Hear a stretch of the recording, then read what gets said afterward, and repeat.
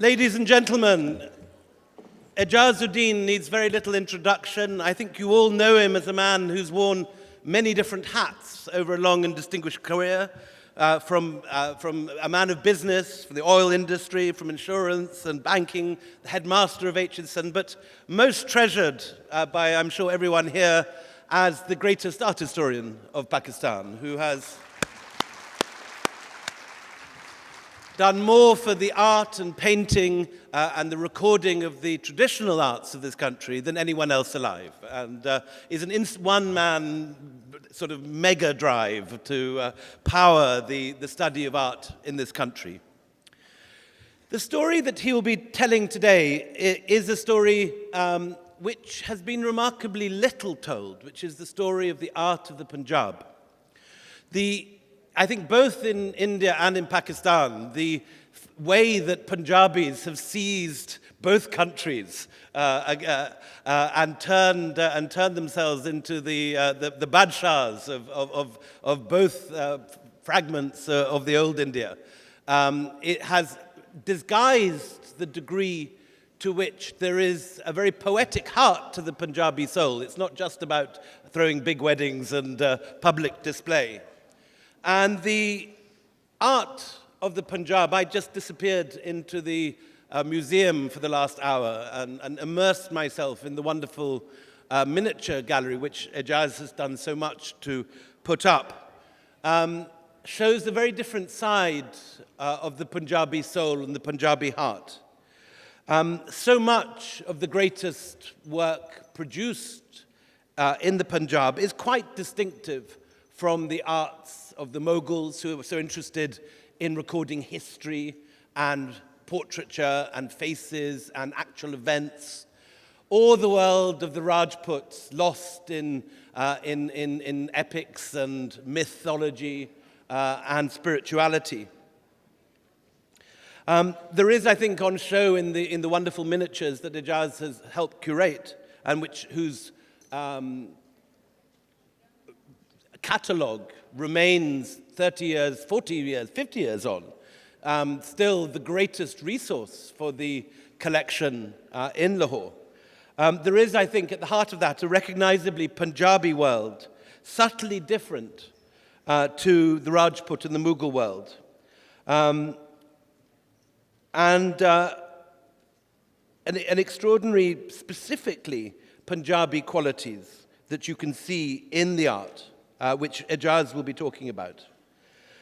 What's so extraordinary about the painting, first of the Sikhs and in the Bahari hill courts, is that so many of them were done at a time of war. The Mughal Empire was fragmenting, town was attacking town, invaders were coming down, the Duranis were coming from Afghanistan and burning and looting so much of the country. And yet, looking at the miniatures, it's a world lost in pleasure. A world of bucolic pleasure-seeking, where the gurus stand in pleasure gardens lost in the scent of a flower, where lovers meet in dark forest groves and princesses gaze over palace balconies, pining for lost lovers as monsoon clouds mass over the Himalayas. This is a thoroughly Punjabi world of musti and action, as well as one of pleasure. A world where living to the full involved the chase, women, and music, intense devotion, and, where necessary, war. Ladies and gentlemen, I give you Aijazuddin.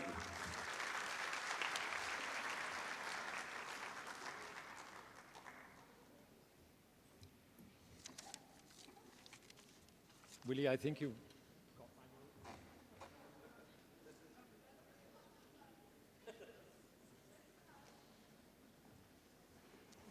That's called a transfer of knowledge. William, deeply grateful to you for that very generous and warm introduction. Delighted so many of you could be here today for this afternoon session, so it's a convenient way to have a siesta. Please switch off your mobiles, because if it does play, if there is a ring, it'll simply wake up the person who's sitting next to you. William, I must share with you a comment that was made by a member of the audience after our last session. Standing at the foot of the statue of Allama Iqbal in the garden outside, he told me, Faqih Sahib, in my eyes, you have the same position as Allama Iqbal. So now who wouldn't be flattered by such a compliment?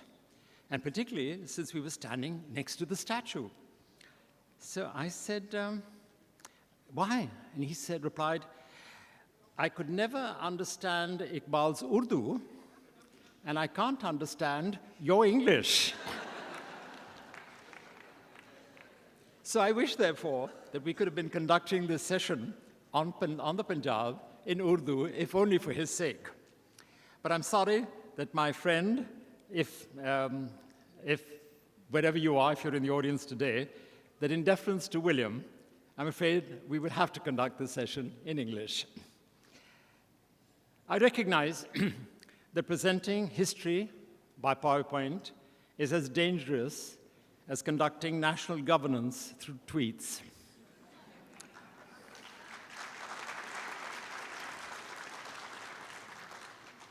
But William, I think both of us can be trusted to be able to present a fair and, I hope, a sensitive and affectionate assessment of history.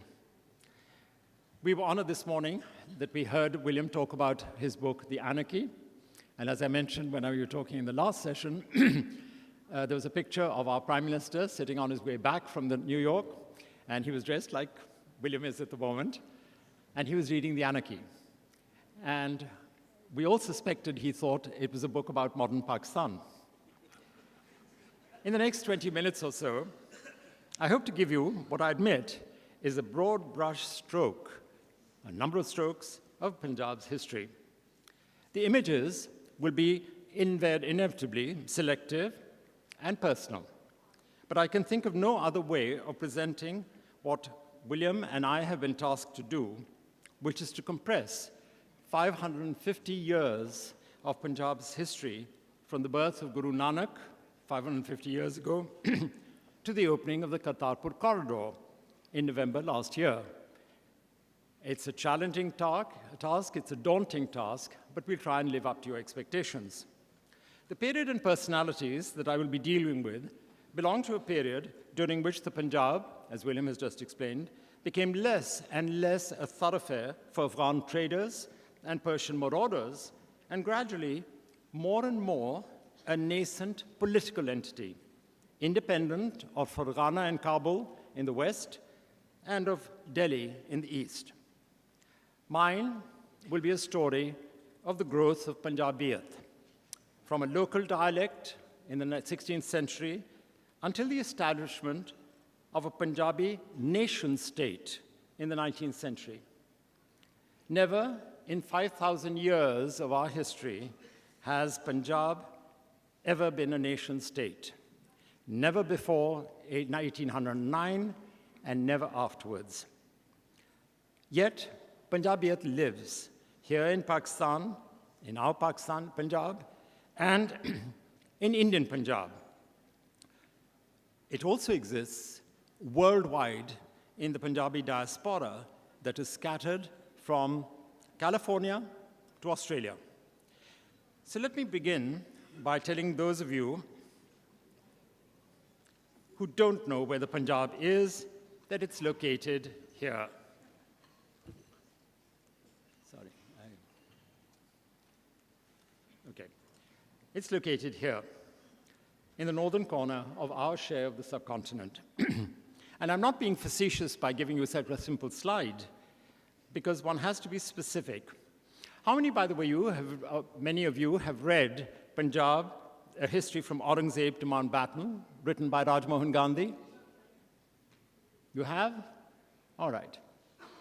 What is the first thing that struck you about that book? Madam, anything? Please? I've asked the lady. Okay. I'll tell you what happened to me. I opened the book, 432 pages of his tome, and the opening line was, The Punjab derives its name from the three rivers. Hardcore Punjabis, like the late Khushwant Singh, would have been mortified. And I begin with a tribute to this quintessential Punjabi.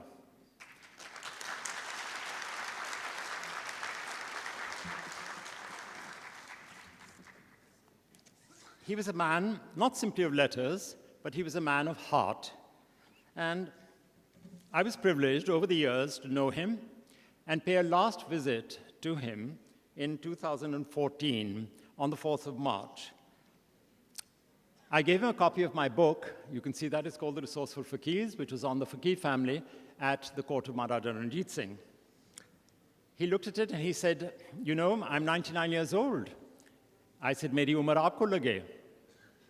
And he said, nahi, tu bhi pahunch. Tu hi 99 saal tak pahunch.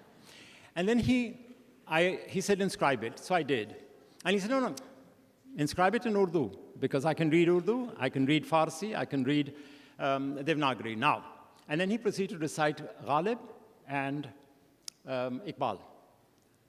So as we left, I kissed his hand, and he kissed mine. And I knew it was the final meeting. And he said, when I die, bury my ashes in Hadali. I said, well, God grant you a long life. He said, no, just bury them there. He died on the 20th of March. And so I went to India, and I collected his ashes, 1/3 of them, which his daughter Mala had kept for me, and I brought them to Wagah border.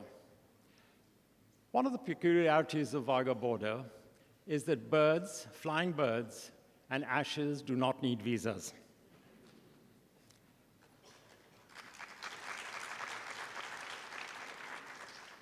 We crossed on the 4th of April. I'd gone to Delhi, and I came back. Shahnaz asked me, why aren't you flying back? I said, no, I know I have to come back. And the line of my obituary for Khushwant Singh read that Khushwant Singh's last journey was by train to Pakistan.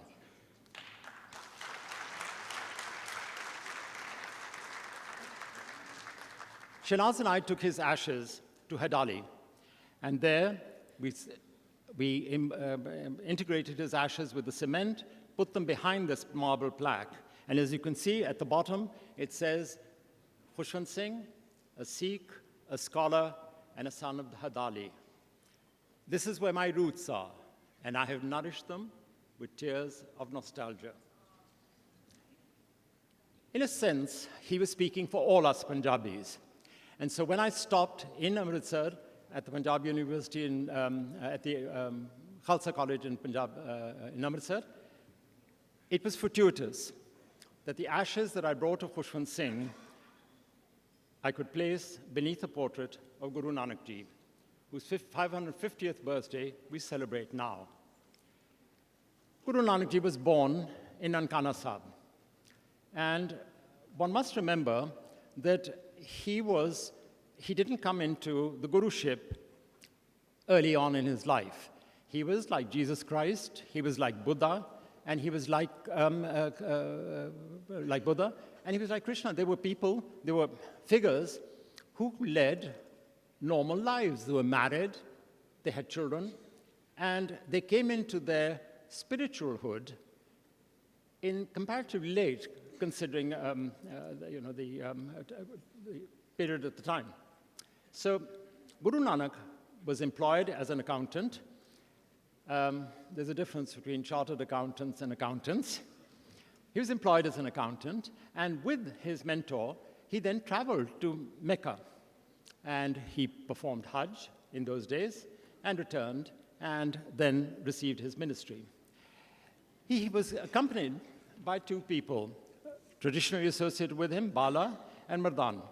We normally associate Guru Nanak Ji as being this sort of venerable sage and these two younger disciples with him. Actually, it's the other way around. Bala had been born in 1466. That means 3 years before Guru Nanak Ji. And Mardana, the minstrel, was born in 1459. That's 7 years before him. So they were both older than he was. But they were so attracted to him and his philosophy and way of life that they then remained with him throughout his life. And it was in Mecca that there is this famous incident where he's lying with his feet pointed towards the Kaaba.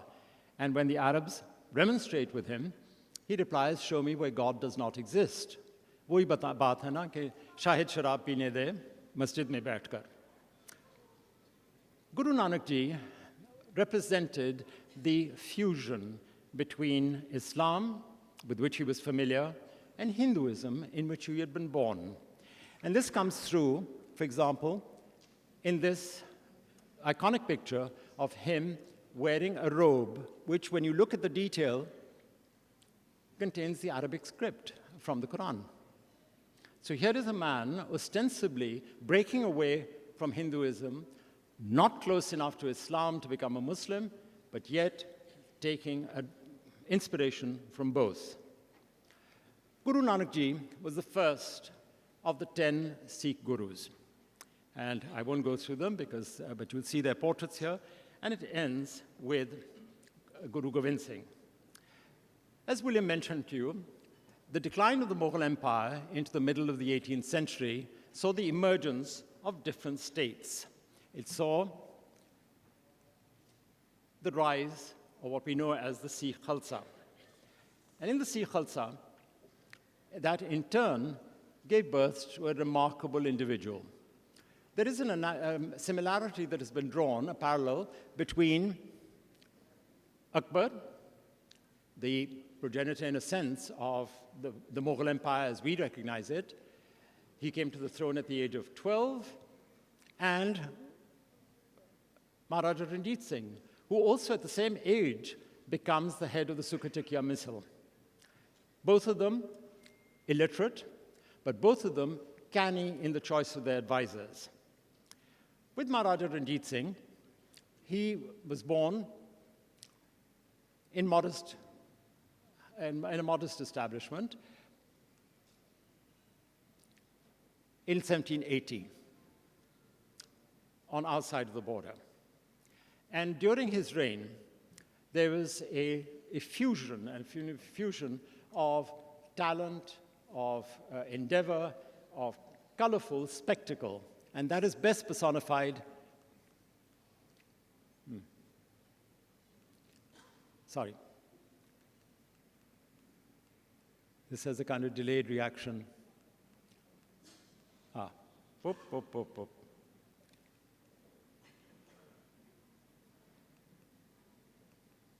Yeah.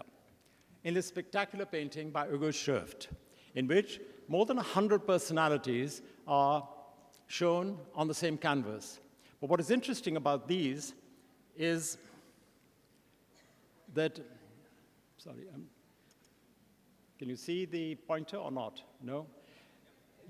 Can you see the pointer? Yeah, okay. But can you see it up here? Sort of.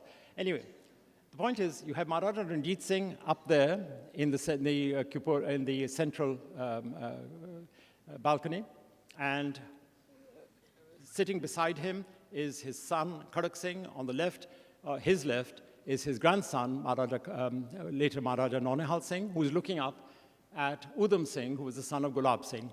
Gulab Singh is the gentleman that you see offering a Nazrana to Ranjit Singh. And there's a reason for this, because Ranjit Singh, Gulab Singh, by this stage was the Maharaja of Jammu and Kashmir, and this, in effect, reflected his legitimacy as the ruler of Jammu and Kashmir, which in fact was questionable because he had bought it from the British or from the Sikh Darbar by paying a fine. In the foreground on the left, you can see Maharaja Sher Singh, unhappy character who was assassinated in 1843, and behind him, his young son on the left, your left, and that is Pratap Singh, and his assassin, Lena Singh, in green. In the foreground, the two people who are standing back to back are Ajit Singh Sindhawalia, who's looking up at his next victim, which is Sher Singh, and he's back to back with Raja Dehan Singh, who he then murders on the 15th of September, 1843, on the same day. Standing on the right next to the white horse is this dashing figure, Raja Hira Singh, who was Maharaja Ranjit Singh's favorite, and after whom Hira Mandi has been named. A lot of the other courtiers are include my ancestors, and on the top right, you can see the Ferengis who were employed at the court of Maharaja Ranjit Singh. Maharaja Ranjit Singh's secularism set the tone of the court, where you had an admixture of Hindus, Muslims, Sikhs, Dogras, all working in comparative harmony. Maharaja Ranjit Singh, as I said, ascended the Syncretic missile Gaddi and gradually consolidated his position until he became, in 1799, he was the ruler of Lahore, but gradually expanded his empire until he went to the Hill States. In 1809-6, in fact, the Gurkhas invaded the Hill States, and Maharaja Sansar Chand, the ruler at the time, the gentleman you see with the red hat, red turban, he was the paramount ruler in the Hill States. All of the others were subordinate rulers, and they were all identified by name, rather like at the Mughal court. You saw that wonderful portrait the other day, if any of you were lucky enough to see it, in which the names of each of the courtiers was marked. Ranjit Singh sends his troops, he captures, he removes, displaces the Gurkhas, and then becomes the head, absorbs all of the Hill States into his kingdom. This was Kangra Fort. It's in a painting done by Lady Canning, and the reason it was able to survive 3 years of a siege was because it had, on the right-hand side, its own access to water. But what was the Punjab during Maharaja Ranjit Singh's time? If I was to draw a line around the outer contours of the Punjab, you would see that it extended in the north up to Gilgit and Baltistan, down as far as Multan is concerned and beyond Bahawalpur. In the east, it included Jammu Kashmir, what is now Himachal Pradesh, Punjab, Haryana, and Khyber. It was a vast empire. Never before, in 5,000 years of history, never afterwards was it a nation state of the extent that this was. If Lahore was the secular capital of the Punjab, Amritsar was its religious center during Maharaja Ranjit Singh's time. And when he dies, on the right-hand side, you can see the Samadhi, which was built by my ancestor between 1839 and 1849. It took it 10 years to build because the Sikhs' Darbar had run out of money. And so they had to keep importuning various sardars to support it. The Badshahi Masjid, you can see, does not have the cupolas on top because at that time there was a fear of an earthquake and they were removed. In the foreground, you can see the Sheesh Mahal and the Naulakha Pavilion, and on the left-hand side, the Hazuri Bagh. This watercolor, it's a delicious watercolor, was done by Lady Canning when she visited Lahore in 1861. Let me give you examples of his secularism. If I was to show you a painting, it's a posthumous painting, but it shows Maharaja Ranjit Singh sitting on his throne, and he has on his left Hira Singh. He has on the far left Dalip Singh, the young boy, Khadak Singh in red, Sher Singh in green, and various other members of the family. And in front, Raja Dinanath, a Hindu, and on the right-hand side, Fakir Nuruddin, who's in green, and Aijazuddin, etc., and Raja Dehan Singh, again in green on the right. And this was the kind of cosmopolitan court that he was able to assemble and control, which was the most important thing. Of these, his foreign minister was my ancestor, and I'm plugging for my family. Aijazuddin was the foreign minister, responsible for negotiations with the British.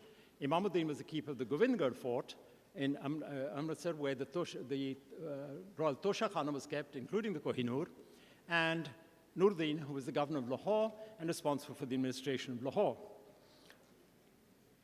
The management of the Punjab was in Raja Dehan Singh's hands, and his Haveli, for those of you who are interested, is just behind Yusuf Salahuddin's Haveli. So when you go up to Yusuf's, if you turn left, you go to Yusuf's Haveli. If you turn right, you'll find an extensive Haveli belonging to Raja Dehan Singh. His elder brother, Gulab Singh, a mean-spirited individual, as you can see from his eyes, he plays a double game, removes the treasury, as William described, for example, when Nader Shah looted Delhi.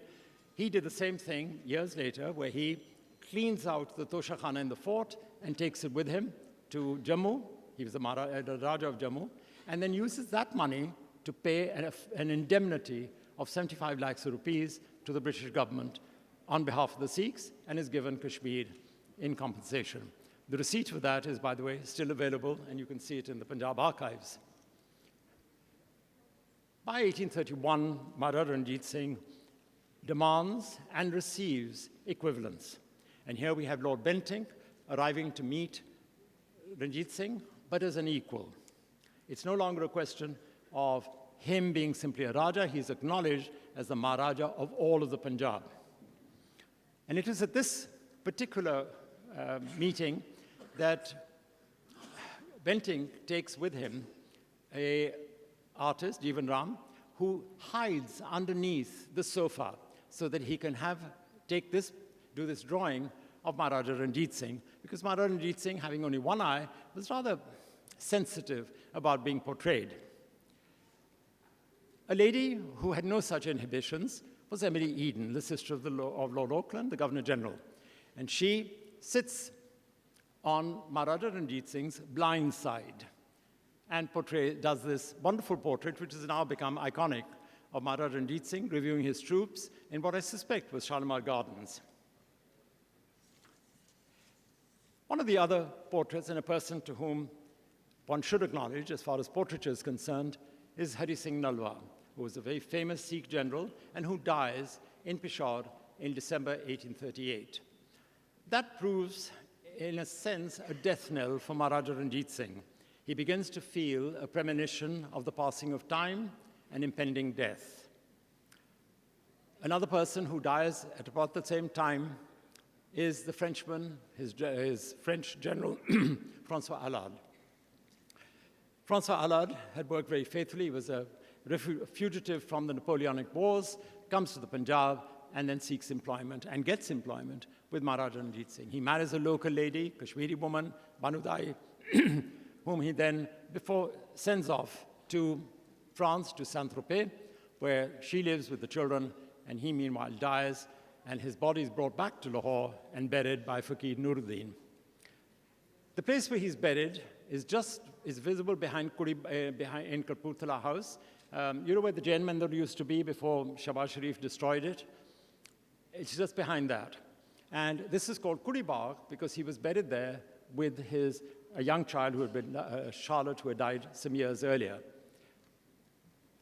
In 2008, a young man came to France. I was told there's a young Frenchman who wants to come to Lahore. I said, what's his name? And they said, Prévost Allard. I said, is he related to General Allard? They said, yes, he's his great-great-great-grandson. So he flew in for the day, and I took him to the grave. And so we made what was a kind of passable Croix de Lorraine, and he put flowers on the grave of his ancestor. So there we were, 5 generations of the Fakirs and 5 generations of the Allards paying homage to a common ancestor and a common friend. Ranjit Singh dies on the 27th of June, 1839, and we have this painting, not necessarily contemporary, but certainly close to it, in which his body is being prepared for cremation, and you have the 4 Ranis, 2 of them were Kotok, which meant from Kangra, and 7 of the maidservants who were immolated with him and performed sati with him. You don't find domestic help like that nowadays.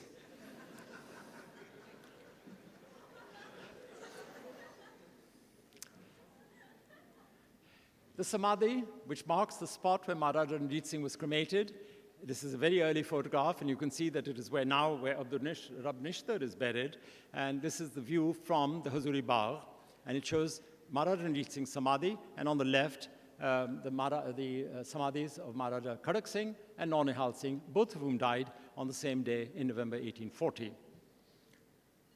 If I was to take you inside, this is the picture that you would have expected to see, and that is of this marble lotus symbolizing Maharaja Ranjit Singh, and the 4 lotuses representing his wives, and smaller lotuses, the 7 of them, representing the faithful, loyal maidservants. Interestingly, when Brindawalia was in control in Amritsar, a Jatha came, And they saw these, and they said, this is unacceptable because you are worshipping this. And so they were removed. First, they were taken into the cellars of the Samadhi, and then, to my horror, when I went there about 4 months ago, while they were doing renovations, I see this marble lotus on the ground outside in the parking lot. And so I begged them, I said, give it to me if you don't want it, but let it be preserved. So I don't know where it is at the moment, but they've converted this now into a Gurdwara. And so the Holy Granth is brought out and kept here and then taken at the back during, for rest, as it were. This is what it looks like today. Maharaja Ranjit Singh was succeeded by Maharaja Khadak Singh, and this is a portrait by Sherft in that big court of Lahore picture that I showed you. He was challenged, and he died from the ministrations of his courtiers.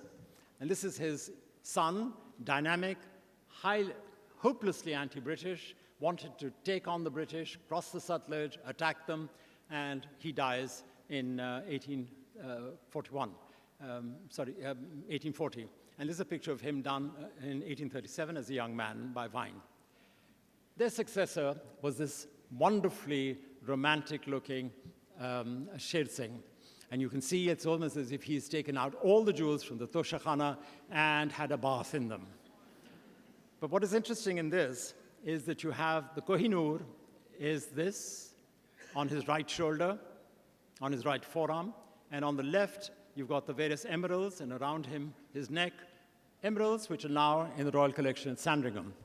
And the triangular ruby that you see around his neck is the famous Taimur ruby, which was inscribed with all the Mughal emperors from Taimur until the last. And the other diamonds are now in the Royal Collection and are borne by Her Majesty. The stone that he's sitting on is the golden throne of Maharaja Ranjit Singh, and it's now in the V&A. But the reason I show you this painting, it was done by Sherft, who was his guest. But if you look carefully at the fingers, have you seen the hands? Do they look like the hands of a warrior? So they were painted, I suspect, long after his death, but from a model whom Sherft had employed and who had very well manicured hands and fingers. That is the Kohinoor. And of course, all of you have read William's wonderful book, which is a revaluation of the Kohinoor. And this shows you in its original state as a bazuband, and the two diamonds on either side were then, all of these three were sent to Queen Victoria. She had the smaller diamonds converted into earrings, which Her Majesty wears. The Kohinoor, Her Majesty doesn't want to wear, but it's in the crown of the consorts, Queen Alexandra, Queen Mary, and then later Queen Elizabeth, Queen Mother. The young man that I showed you, a wonderful portrait done by Emily Eden again of Hira Singh.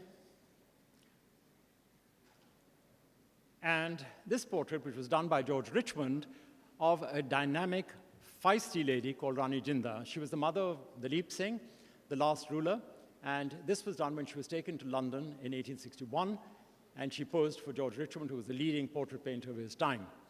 He couldn't speak Punjabi, she couldn't speak English, but somehow, within 2 years, she managed to unravel whatever the British had tried to do with Dalip Singh and make him into a country gentleman, an English gentleman.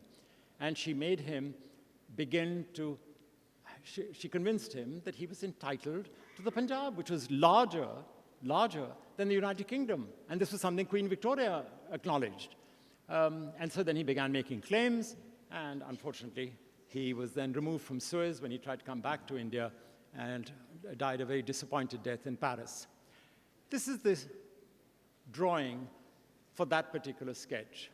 And it was so fine that George Richmond refused to part with it. I think it's a wonderful picture. She reminds me, dare I say it, of Farida Khanum. There's a kind of similarity. But she is the quintessential Punjabi woman. She never forgot it, and when she was in England, she used to wear a salwar kameez with a dupatta, and on top of that, she would wear a crinoline and a hat. So that's how she went out. She lived in Rani Mahal in Sheikhupura Fort, and from that, She longed to be with her son, but she was in fact externed from the Punjab. Her son, Maharaj Dalip Singh, comes to the throne at the age of 8, and here he's painted by an Englishman called George Beechey. And you can see around his neck is Queen Victoria's little medallion, the miniature, and this painting was sent off to Dalhousie, and somebody commented that when Dalip Singh was taken to Osborne House to meet Queen Victoria, she commented on his eyes, and that he has large, lustrous eyes. And Dalhousie wrote this laconic remark in the letter, in his reply, and he said, yes, the eyes have gone on his mother. She had wonderful orbs. Here's Dalhousie, a man who accepted the surrender of the Punjab, and it was done in the Sheesh Mahal. It was not a treaty between the Punjab government and the Darbar and the East India Company, about which William spoke so eloquently earlier today. It was a terms of surrender. They not only surrendered, the Sikh Darbar Khalsa not only surrendered the Punjab, but specifically Dalhousie wanted the Golden Throne, and it's mentioned by name, the Golden Throne, the Taimur Ruby, and the Kohinoor to be surrendered to the Queen, not to the East India Company, not to the British government, but to the Queen. This is what the Kohinoor was like before it was cut, and this is what it is now. 186 carats, I think, that's the correct figure, isn't it, William? 186 reduced to 106. I rather teased William when he was making his presentation of the Kohinoor. I said, we're all asking for the reduced Kohinoor, but what happened to the other 80 carats? Where did they go? You know, and I think we should make a claim for that as well.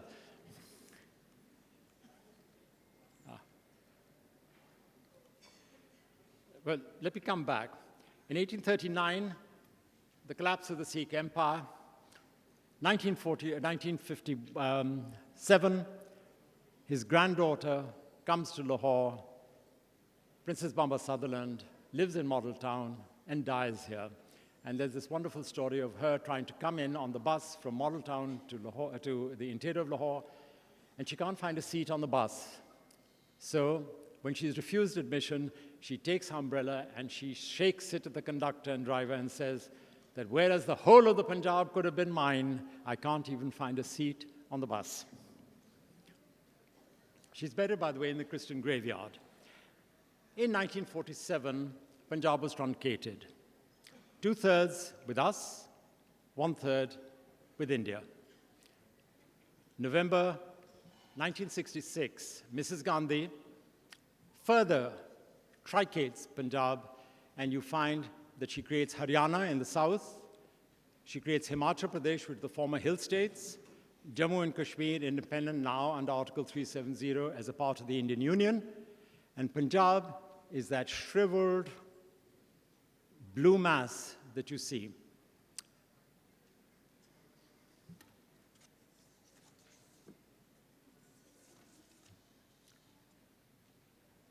What is the Punjab? And I'm now going to close with a few images which are of particular meaning to me. I mean, who owns history? After all, there was a whole Punjabiyat that existed before 1947, and we, quite deliberately, have drawn a line. We have incised the pre-1947 Punjab from our perception of our Punjab. And I'm now going to share with you images of Amrita Sher Gill. Born in Lahore, is she Punjabi? Is she Lahori? She was dead before 1947. Does that make her Indian, or does it make her Pakistani? It really doesn't matter. The point is that she was born here, she was a Punjabi, and we should own up to her. They have a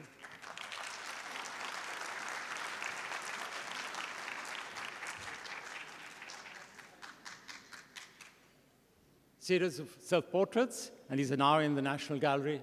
There's a complete dedicated gallery to her in the National Gallery in New Delhi. And another rather startling portrait that she did when she was in Paris. Let me take another artist, again, pre-1947.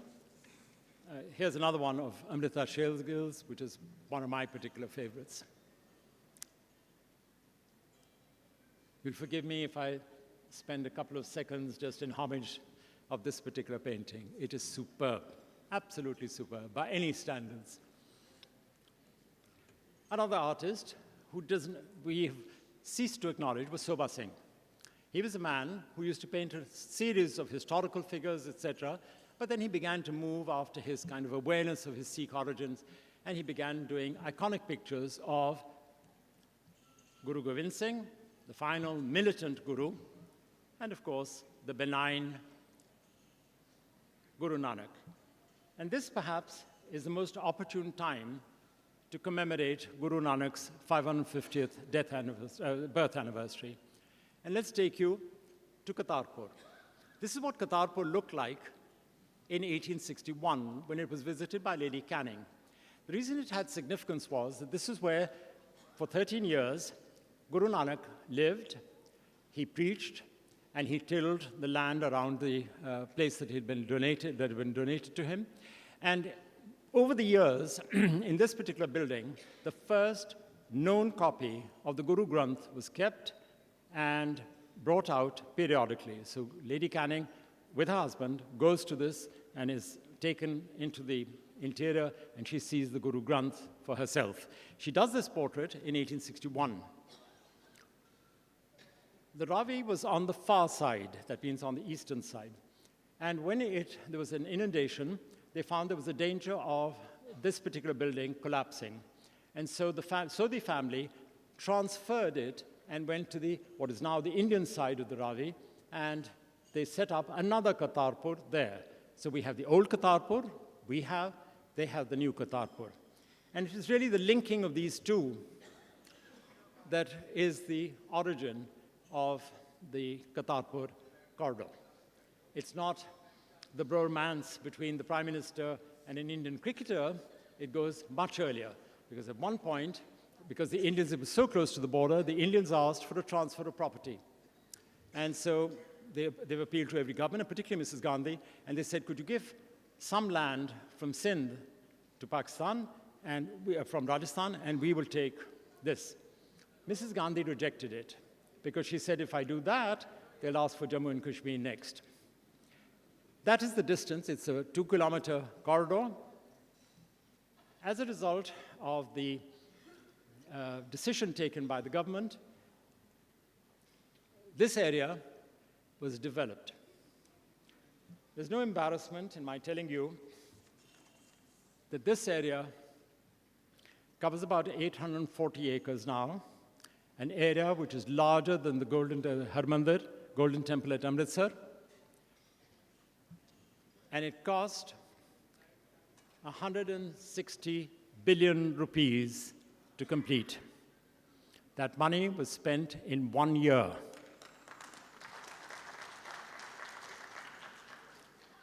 The similarity with the Golden Temple in Amritsar was brought out in this publicity picture that was issued to me, and it implies that there is a kind of tank, a sar, around Kartarpur. In fact, it wasn't. What they did was they flooded it in order to be able to take this picture. There is a similarity, but it was contrived, and for political reasons. I'm now going to take you, as William had mentioned, my own field of study is Pahari painting. When we talk about Pahar, we're talking about the Punjab hills. And I'm now going to conclude with some paintings which were practiced in the Punjab hills in the mid-18th century, and by for a particular patron, and that is this wonderful gentleman sitting on a golden throne, looking at a picture of Vishnu and Lakshmi, and that is our favorite friend, Raja Balwant Singh of Jasrota. He was the fourth son of Raja Dhrupdev of Jammu, and behind him, in a position of supplication, is William and my favorite artist. I hope, William, is that true? Nensuk. Brilliant artist who discreetly introduces himself with proper deference to his patron. I couldn't resist including this picture, which is by Nensuk. It's like a photographer capturing an informal moment where the Raja is on the right, He's shielding himself behind this buffalo with the cow, and he's trying to shoot the bustard. But you just look at the drawing of the buffalo and look at the shading. I mean, that is genius. He's a self-trained artist in the family style, but a genius with his brush. Sorry. And the last picture is of Raja Balwant Singh having his beard trimmed. What could be more intimate than that? What could be more rustic than that?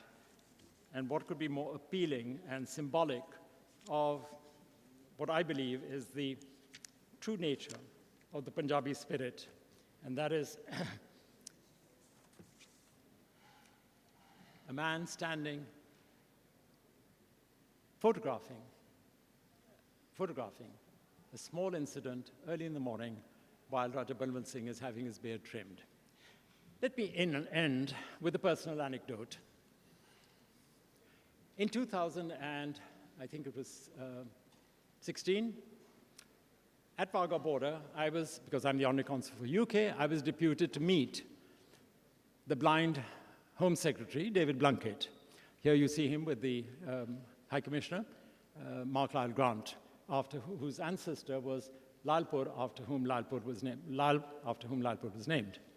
Anyway, I was told that he's coming and he's got 22 suitcases. So fine. So 22 suitcases were brought across the border. And you know, they have coolies, so 22 coolies come, and then 22 coolies from our side take the... Suddenly, his secretary says to me, "Where's the suit?" So I said, "Which suit?" "Oh, no, he changed in Amritsar. So where's his suit?" I said, "I don't know." So I go into the border, and I shout into India, "The suit, the suit." And my voice reverberates down to Cochin, "The suit." So the man rushes forward from the British High Commission and comes with the suit and hands it to me across the border. I run to the car, and I said, "Here it is." She opens it and says, "Where are the trousers?" I don't know. So I go to the border again, and there's this white line, and I said, "I can see the car. I'll just walk across to the car here."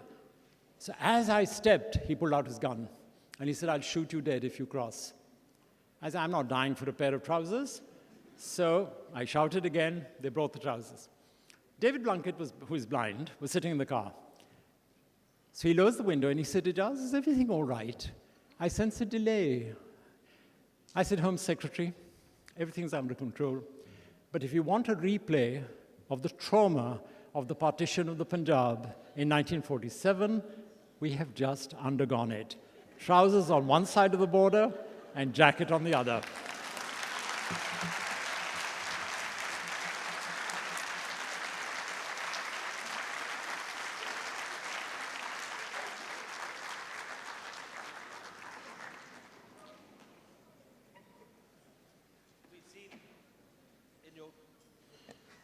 Have we got this? Yeah.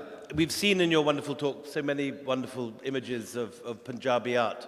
But could you talk a minute about how iconoclastic Sikh art, how iconoclastic Sikhism was in the early days? I mean, there were no images to begin with. Am I right? Or? Yes, indeed. Because in a sense, William, you're right, that this was one of the things that Guru Nanak had preached, which was the absence of idol worship. And that was where he moved away from Hindu iconography, Hindu idolatry.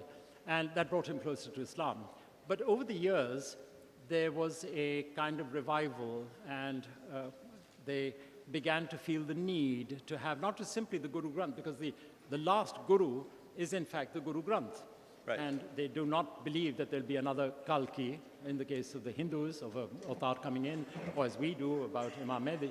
They believe that the final word is the Guru Granth. So the portraiture began to emerge, I would say, around about the middle of the 18th century, and images began to then be stratified, if you like, even petrified into the known conventional images of Guru Nanak and his supporters.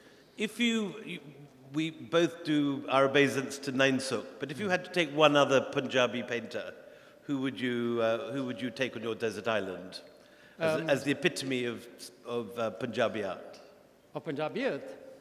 Punjabi art. Yeah, yeah. Yeah. One painter. It's unfair because I have to go and live with my library now. If there's one painter I would regard as,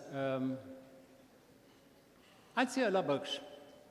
Undervalued, underestimated, a pictorial painter basically, but one who had a vivid imagination. So he did this wonderful picture of the Tulisme Hoshba, which Shanaz used for the cover of her book, and you see it in the Lahore Museum.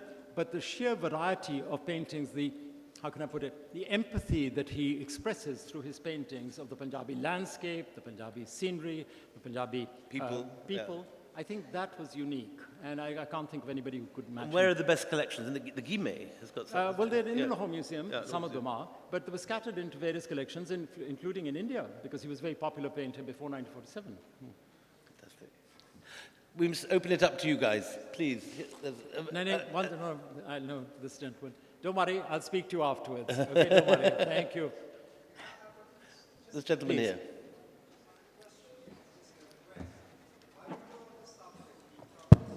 Wait till you get a microphone. Can we have a microphone to this gentleman quickly? Yeah.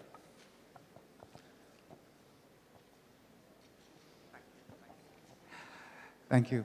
It's not a question, it's just a reminder. Since you were talking about the sons and daughters of Punjab, and we're still talking about them, and the jacket, if you allow me to use the word, history of Punjab, you had mentioned many people, but I don't know whether it is appropriate or not, but you didn't talk about another son of Punjab. His name was Bhagat Singh. And his place, the place where he was actually, hanged is in Lahore. So it's just a reminder, nothing else. Thank you. I don't need a reminder about Bhagat Singh. I think all of us are aware of who he is. Yeah. I hope you got the Sir, impression... अगर red Cliff award ना होता तो पंजाब भी तकसीम One ना होता. second, please Wait, take wait. the microphone away. Wait. I hope one of the residual things that you take away from this presentation is that it was apolitical. I was dealing with a period of history. There were a number of other personalities. I didn't deliberately deal with the politics of pre-1947 or the trauma of 1947 itself.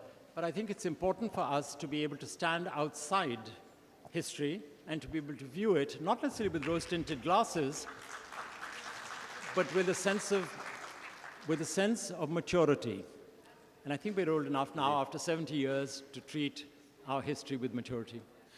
This lady here with the sunglasses, could we hand her a microphone, please? Nene, but please, to the lady first. I know you as well. Assalamu alaikum, But- sir. I know you. Please, you can. There was yesterday at the session, this brilliant Indian speaker was talking about Kashmir and the issues in India. And I was wondering about the Kashmiriyat and the Punjabiyat, as you were saying. How much do you think that those elements play into defining this era of grandeur, of Ranjit Singh in our history books, and how important it is to revisit it and refresh it in our minds as a virsa, rather than the way we are made to look at it as Ranjit Singh being looter and so on and so forth. Well, I'll try and answer that very quickly because we're short of time. Jammu and Kashmir were never an integral part of what was then the Mughal Empire, etc. There were satrapies who were responsible for it, etc. The time it assumed importance was when Jammu and Kashmir become part of the Sikh, the wider, first Jammu, it becomes part of the wider Sikh Empire because the Dogras were from there, and then subsequently post-1849, 1847, when Kashmir becomes independent as such. So there is no, I think you must regard that as an aberration, okay, of history. I remember, we'll talk about later, I know you, and so it might be helpful. I'm going to end with Kashmir. I.K. Gujral Sahab, who was a former prime minister, he was very generous with me. He used to come to Lahore, he always called me up. And I went to meet him, and I hope none of you is going to fall off your perch over this one. And he said, Ijaz, is Kashmir the core issue for Pakistan? And rather mischievously, I said, sir, I have a feeling it's more a Corps commander's issue. So he said, you do realize that Kashmir question has been resolved. I said, but we've been fighting over it for 72 years. He said, neither can we give it, and nor can you take it. So it's been resolved. That was the Indian perception. Sorry, please. Got time for one more? Anyone? Well, I think take one around here, because, no, I'll speak to you later, please. We're old friends, Old my friends. friend. Yes. This gentleman here at the front. Yes. Thanks a lot. Some very interesting question. I hope it is. I'm not sure. Dr. Hussain from London. I've heard Mr. Dalrymple before, William. What I wanted to ask you was, yesterday I was visiting Lahore Fort, and they showed a taxidermy white horse. And they said the other one is in India. And they said, these are Ranjit Singh's horses. And whenever he would utter the words, let's go for a ride, they would come galloping to him. Have you heard any similar story? The second question is about Rani Jinda, who donated her belongings to the Lahore Fort. And they said that nobody could ever see her face, only from her hands. The artist, like a computer graphic image, created her face and showed a painting.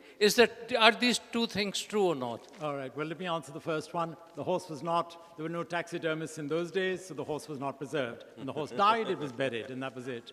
The second thing is... It is true that Ranjit Singh loved his horses. Oh, he loved horses. Yeah. He loved his women and others, but... It wasn't clear, in which order, either. The second is Rani Jinda.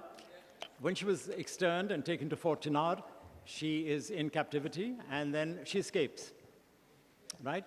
And when the guard is asked, why didn't you stop her? He said, I don't know what she looks like, because I've never seen her.